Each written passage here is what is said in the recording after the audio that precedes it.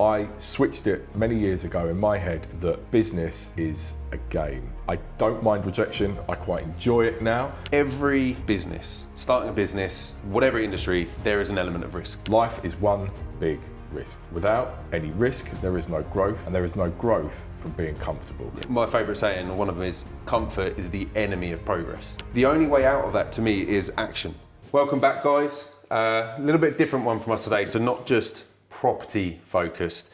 What we've often learned, and we I suppose asked quite often, is the mentality of being in property development and just business in general. And I suppose how we not just stay on track, but stay positive, stay consistent with it, because there are a lot of ups and downs in running a business. You know, you've had your own business for what, 25 years, been self-employed.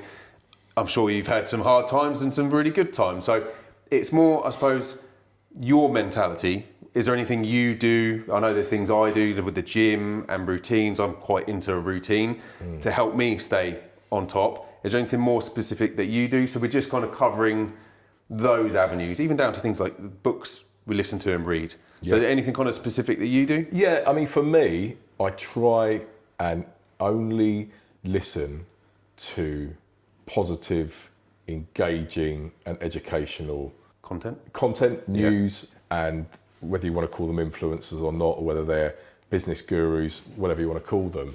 And that's something I started doing really, really early on, long before the days of Instagram, long before the days of any significant social media. And because you're old. Because I'm older than you. And that's how I started, and it's how I start every day, and it's what I do every day. I tend not to really watch the news. Same. I avoid the news. I find that if there's news that you need to hear about, that someone will tell you, and then if it's of interest to me, I will then go on to the news to read more. But for me, it's all about positive mindset and positive content. It's critical, and it's something, as I say, I learned over 20 years ago. I started by listening to people like Tony Robbins, still love Tony Robbins, and then sort of moved quickly onto some of my favourite business and life gurus such as Jack Canfield, more recently David Meltzer, Gary Vaynerchuk, people who have suffered hardship, have grown companies from absolutely nothing and become very, very successful. Sure.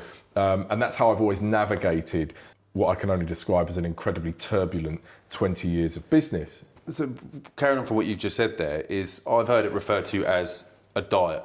Sounds a weird way to look at it, but if you think you're going to, obviously you're conscious of what you eat, you don't just eat pies and everything all the day. It's the same with the media you consume. So if all you're doing is consuming crap, if every day it's bad news, it's this, it's that, the world's ending, you're going to take that in, aren't you? That's going to be your mindset. Yeah. So you need to look at it almost as a diet of content. 100%. Filter your, again, with Instagram is quite a guilty thing as such.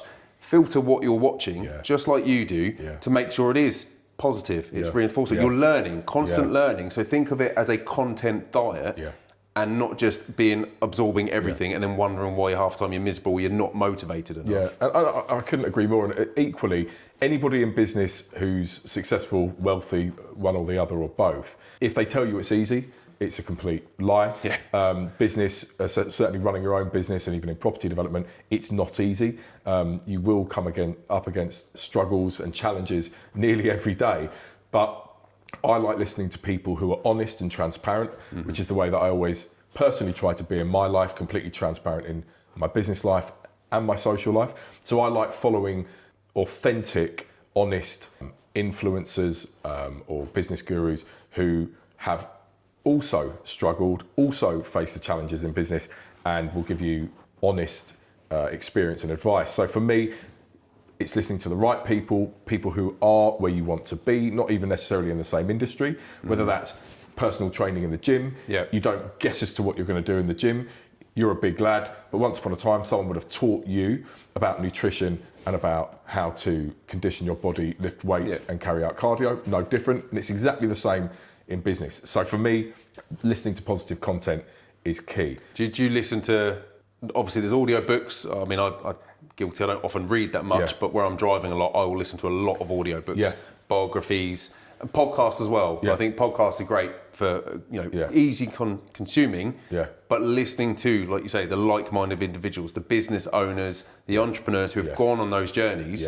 you're listening, thinking, if you're going through a hard time and someone else you listen to has literally just explained the same thing that you're going through and how they came out the other end, 100%. that's great. But okay, someone else has done this. I know I can get through it. Yeah, and I wouldn't have got to where I am today if I hadn't 20 years ago started listening to the likes of Tony Robbins and Jack Canfield and Bob Proctor, Think and Grow Rich, and all of those books, because they moulded me into the individual I am today. Because I used to be very, very risk averse, and I never used to be able to handle rejection personally or in business. I hated rejection. I couldn't handle it at all. And only through listening to these individuals who I still listen to now. I use Audible. I listen to Audible every day, all day in the car. I even listen to it to fall asleep to, which can be annoying for whoever I'm sharing a bed with, certainly my dog.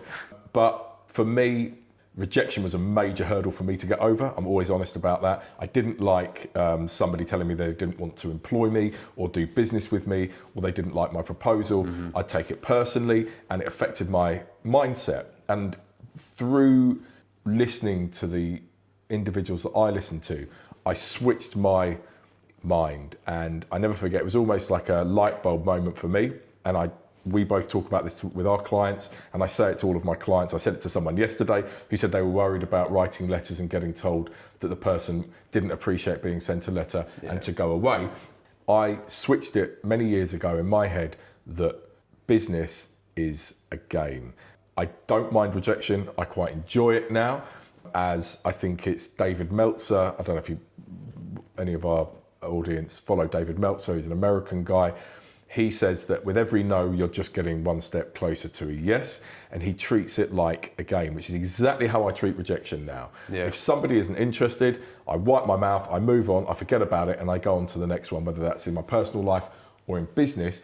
I can handle rejection incredibly well. I've got incredibly thick skin, but I never used to. Right? I had to condition myself for that. Something you said about there as well is risk adverse.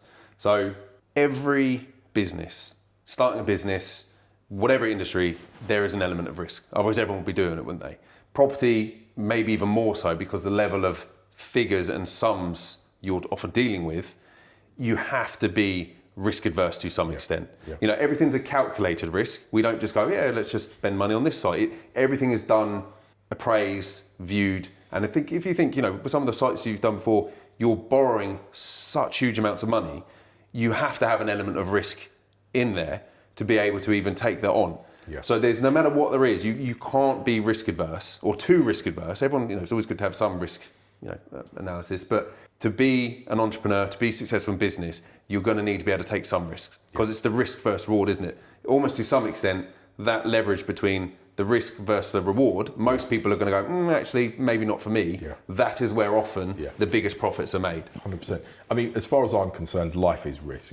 Life is one big risk. Without any risk, there is no growth, and there is no growth from being comfortable. I like to put myself in positions daily in business, not necessarily my personal life, but in business. If I'm too comfortable, I know that I'm not working hard enough or I'm being too comfortable. I enjoy discomfort. I enjoy pressure, and I enjoy the risk of making a deal work. That's how I navigate life in my business. Because without any risk, you will not grow. Without lifting weights which hurt, you will not grow muscles. It's no different. Well, my favourite saying, one of them is, comfort is the enemy of progress. As cliche as that sounds, it really is.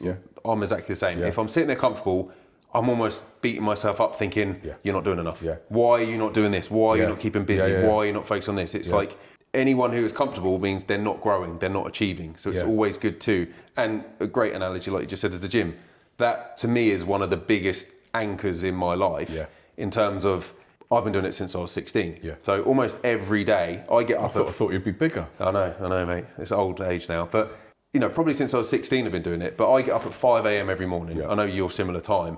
I don't want to. I don't like to get up. I'd rather be sleeping. I need my sleep. But I get up 5 a.m, get to the gym, get the workout done. It's done for the day then. It means mentally I'm on a good level. I've done what I need to, and then I'm not stressing later on in the day. Having that routine. But it's almost like, looking at the top performers, there's normally an element of exercise, workout, gym, because it is a good analogy for life, isn't it? Yeah. You've got to keep lifting something to grow from it. Yeah. And it's not, you can't just do it once. Yeah. It's the consistency as Yeah, well, of the course. repetition. Go to the gym once, nothing's going to happen, is it? You don't eat a salad and you get skinny. You don't eat a steak and you get muscular. Same in business. It's that consistent repetitions of every day, putting the graph in, doing what you need to achieve to get the results. One of my favourite, let's say, business mentors, business gurus, is a guy called Jack Canfield. Actually, no, it's not Jack Canfield who wrote this book. It was another one. It's Brian Tracy, apologies. And Brian Tracy wrote a book many years ago called Eat That Frog. Yeah. I don't know if you've heard of it.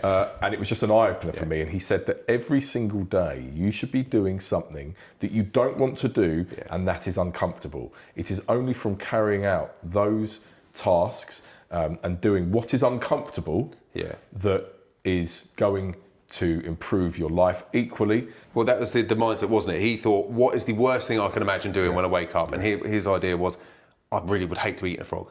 So it's like, if he can get that done and do that thing first thing, everything else from that point forward is easy in comparison, isn't it? For me, I don't procrastinate. I don't dwell and I don't think about things for too long. I work with trusted professionals, people like yourself, that I know we've got experience. We'll review something, and if I've got to have a hard conversation with someone, whether it be a landowner, whether it be a consultant, whatever, I will just pull the plaster off and I'll do it.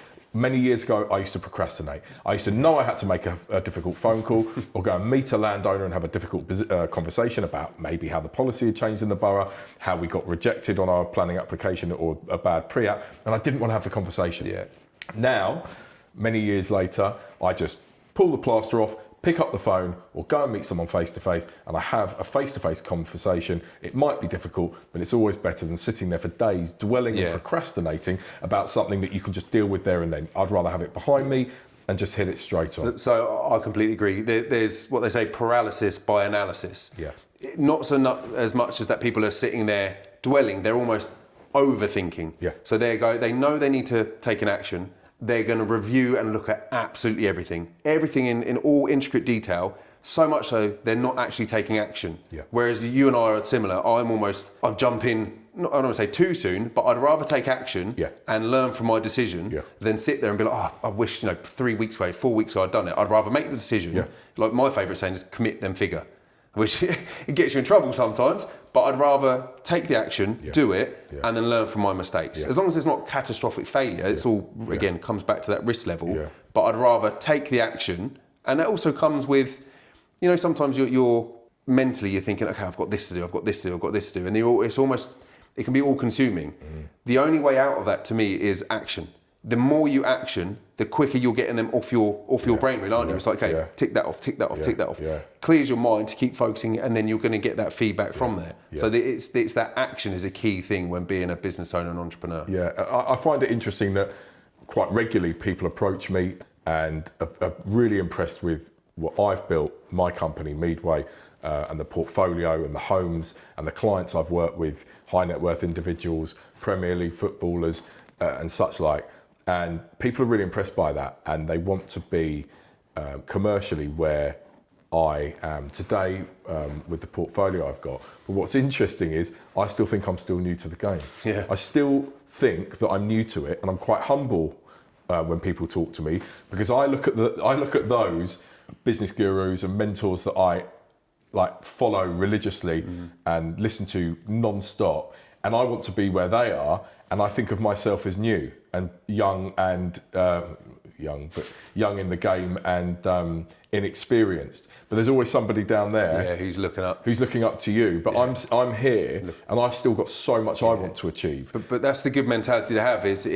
You're always trying to learn. Because like you say, and I'm sure the 70-year-old is always looking at someone he had a mentor looking up to, who, he's trying to learn from them still. So as long as you're learning or trying to learn, trying to improve your skill set and your knowledge, it doesn't sound negative in the terms of you're never going to achieve your goals, but it's your goals change. You achieve your goals, like, well, actually, I'm still aiming for here, I'm aiming for here. And we have almost the same I'd say, quote or conversation about we're never wanting to be the smartest in the room. Yeah. It sounds cliche, doesn't it? Yeah. But if you are, and if you think you are the smartest in the room, you are in the wrong room. Yeah. It really You're is in the that wrong simple, room. isn't it? If you're not willing to learn because you think you know everything, you're going to have your limit. Yeah. Whereas if you're surrounded by people, like I learn from you, you learn from me. There's people, we learn from for our investors and mentors.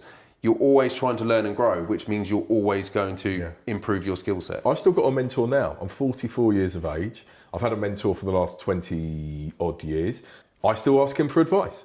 You know, I am a mentor, as are you, to people who are starting out in this industry. I think it's important to have a mentor. You should always strive to find a mentor who is where you want to be, and preferably in the area of life that you want to improve in. So whether it be a personal trainer, whether it be like I've got my business mentor who was one of the most successful managing directors of a large house builder in the UK, I still get advice. And it's just like what you say, isn't it? If you're the smartest person in the room, you're in the wrong room. I don't want to be the smartest guy in the room. I love, still to this day, being sat in a room with architects and structural engineers and surveyors and ecologists, just to name a few, who are far, far more experienced in their area of expertise than I ever will be, or frankly, than I'm even interested in being. I want to learn from them, which I know will benefit my business. Yeah. So that's key to me as well. But what's interesting is your mentor you've had for, let's say, 25 years, Freeze, he, when you first started with him, would have potentially been in the position you're in now. His goals, and he's grown at the same time you have. So say you're in the position he was when you first met him. Yeah. So you're still now learning from his experience Yes. because his experience is growing constantly as well over that time. 100%. So I'm moving through life with him. Yeah. What's interesting is he was my age when I first met him. Exactly. Right? Yeah. So I was in my 20s, he was middle 40s, and he was my mentor. And he taught me so much I can't even begin to go into it on this episode. But he's, as you rightly say, he's now retired, in LA, very successful man, living in Los Angeles, exactly. and I'm still asking him for life advice. Yeah. You know, he's almost like a father figure to me. But yeah, so for me, it's constantly listening to positive content, whether it be about diet, nutrition, gym, business, money, whatever, and having a mentor. I think for me, that they are the two most fundamental things, and equally kill procrastination and always do the things that you know will be the most uncomfortable and the thing that you're not looking forward to that day. Just pull the plaster off and get on with it. And I think from my experience, they are the sort of, that's my mantra in life, is if I've got those boxes ticked, then I should be okay. Yeah, and I agree. To me, it's constantly learning. That's the key thing. Constantly trying to improve yourself. You know, you always hear the 1%. You're not trying to go from here to 100% difference. Focus on the small bits that you can improve 1% every day. That will then yield and compound and bring the best result from there. So it's constantly learning, constantly improving yourself. And like I say, that is done by putting yourself through challenges and consuming the right type of content and media to learn. Equally, in the evening, all of my friends who know me know that I don't watch crap TV. I know lots of people enjoy it. If you want to watch Love Island or similar programs to that, be my guest. If you enjoy it and that's how you relax, that's fine. But in the evenings, I'm always either watching documentaries or I'm listening to podcasts to unwind. That's my way of unwinding. I want to be constantly learning. I know it drives some people mad because they want to watch crap and I want to watch a documentary. Whether I'm a real history geek, I love history, I love certain periods of history, but that's how I unwind. And if I'm going to be spending my downtime to try and unwind and relax, I will do it through educating myself on something I'm interested in, whether it's listening to Huberman podcast or whether it even Joe Rogan, because he interviews some incredibly interesting and inspirational people. So that's how I unwind. But again, each to their own, but I tend not to sit and watch crap in the evenings. It just doesn't work for me. So like I say, a different one from what we usually do being property focused, but like I say, it's come up quite often, isn't it, in terms of people ask us these questions. If there's anything you want more on, if you want to know more of the routine, what a normal day looks like for you and I mean, to be fair, we speak more than I'll probably speak to our partners at 5:30 in the morning. But let us know in the comments if there are more things you want us to cover. If there's anything, like say, an average day looks like for us. It is often different. What we do on the weekends, what we would recommend doing, what we wouldn't. let us know in the comments, and we can go from there. Yeah, and we've put together a book list as well, all of our favourite books that we listen to on Audible, and that before that we used to read. We've got an extensive book list that we've formulated, books that I've read many times over and over again, and so is Mike, and we'd be happy to share our book list with you as well. Just let us know in the comments.